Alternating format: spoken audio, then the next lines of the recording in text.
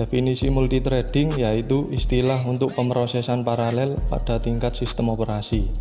Multithreading mengacu pada tugas umum menjalankan lebih dari satu utas eksekusi dalam sistem operasi. Multithreading lebih umum disebut multiprocessing, yang dapat mencakup beberapa proses sistem. Contoh sederhananya yaitu pada sistem operasi Windows, misalkan menjalankan Internet Explorer dan Microsoft Word pada saat yang bersamaan. Multithreading juga dikenal dengan istilah hyperthreading, mengacu pada teknologi perangkat keras yang sangat spesifik yang dibuat oleh Intel, yang memungkinkan inti prosesor tunggal untuk interleave banyak thread agar eksekusi lebih efisien. Dengan kata lain, CPU dengan hyperthreading akan memberikan kinerja yang lebih baik dari CPU lain tanpa hyperthreading.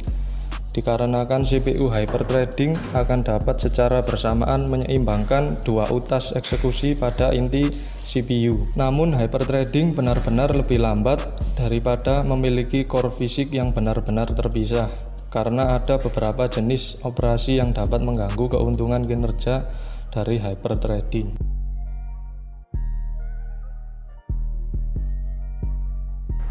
Contoh hyperthreading. Ambil contoh berikut di mana satu core diasumsikan melakukan persis sama dalam semua contoh. Contoh 1, dual core, tidak ada hyperthreading. Contoh 2, 4 core, tidak ada hyperthreading. Contoh 3, 2 core dengan hyperthreading. Contoh 4, 4 core dengan hyperthreading. Dalam hal ini, contoh 4 akan selalu menjadi yang tercepat. Contoh 2 kadang-kadang sekitar secepat contoh 4 pada beban kerja yang sangat tidak cocok untuk mengambil keuntungan optimasi hyperthreading. Contoh 3 di sisi lain, kadang-kadang pada beban kerja di mana hyperthreading paling menguntungkan hampir secepat contoh 2 meskipun memiliki setengah inti fisik lebih banyak. Contoh 1 tentu saja akan menjadi yang paling lambat dari semua contoh, tetapi kadang-kadang mungkin sekitar secepat contoh 3 ketika menjalankan beban kerja yang kurang cocok untuk hyperthreading. Dalam tolak ukur dunia nyata dengan CPU Intel modern, kami biasanya menemukan bahwa hasil hyperthreading menghasilkan secara umum 20% hingga 40% peningkatan kinerja dibandingkan dengan tanpa hyperthreading.